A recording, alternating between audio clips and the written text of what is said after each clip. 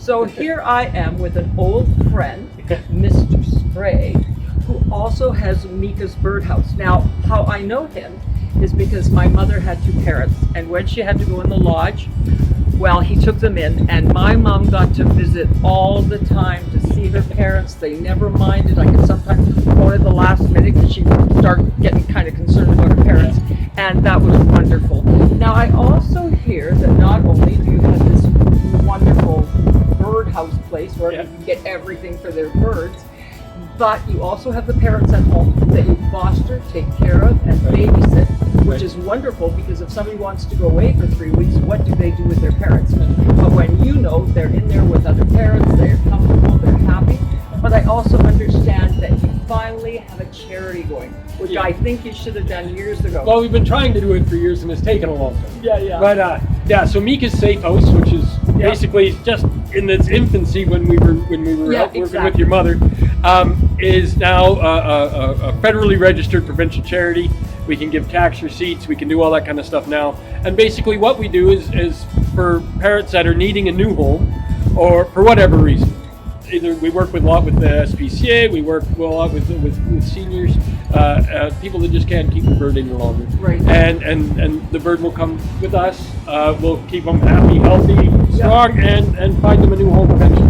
Well, they're so intelligent that I'm pretty sure when they come with you, they realize that you are their friend, you know, somebody who will speak for them as such, and somebody who will love them. And that is something that you have done.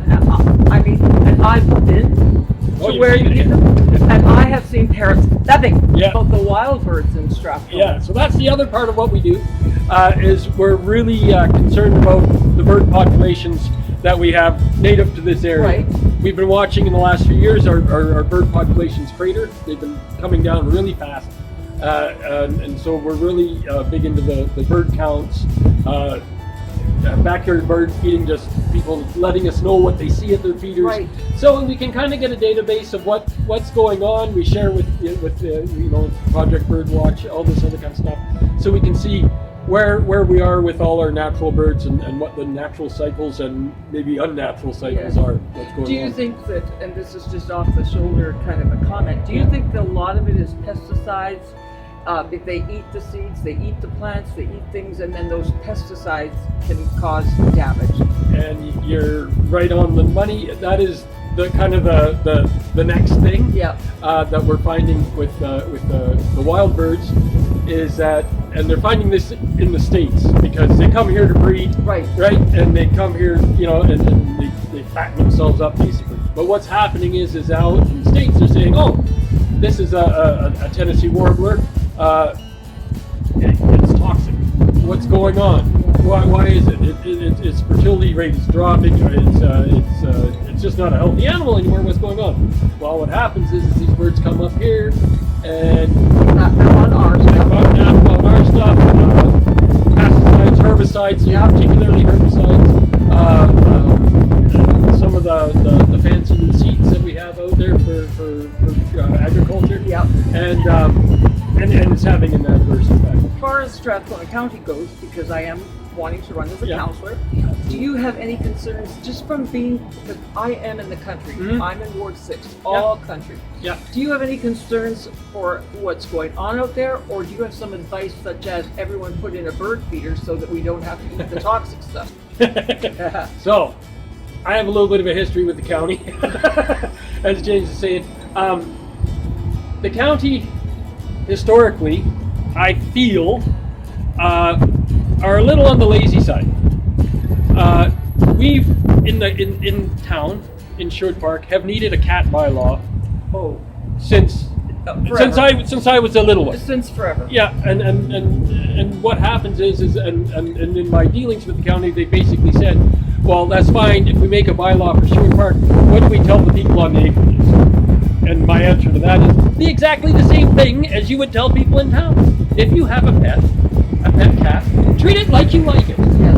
Let it live in your home. Yes. Okay? What happens is that this is the number 2 killer of birds in North America is the house cat. It's an invasive species. Yes. They're running wild. Yes. They're breeding wild.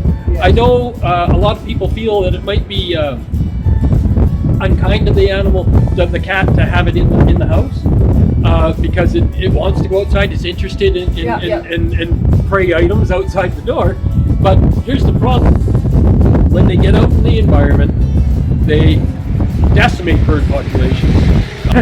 And also with the county, we've had a couple incidents where people, especially seniors, I've noticed, where they are feeding birds, and not a huge problem, putting a little bit of seed here and there for the wild birds too, and it gives them a little bit of peace in their minds, thinking that they're doing something great.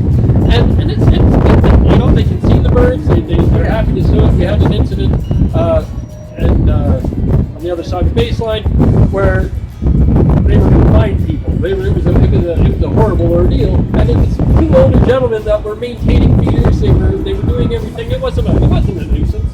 The county just didn't like it, and so, but there was enough of an outroar from the public that they dropped it and they let it go. There was another lady that was taking a teacup of seed and putting them around the place, and she was harassed by the county to the point of where I would say if they went any further, I was willing to call the police on the county because they were actually harassing this lady. Right. And it is. It's like what's the big deal?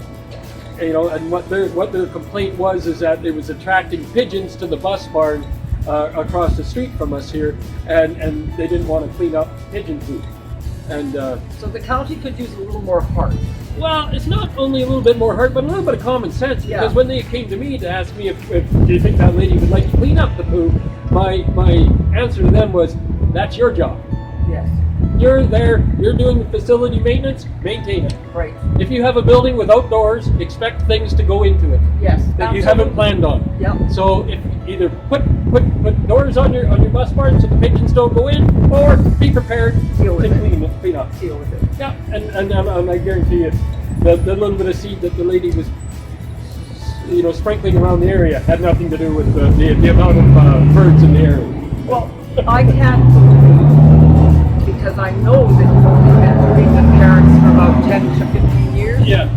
I can't believe how much good you do, and how much education we get, and how intelligent birds are. We were just talking about chickens. Yeah. And my chickens have been intelligent, and they breathe. And that's a sign of a higher intelligence, is to breathe over your dead. And I've seen chickens mourn when one of their friends dies. So the human part of all of us needs to be recognized in nature and honored in nature and ourselves. Yeah, absolutely. Couldn't be said better. There you go.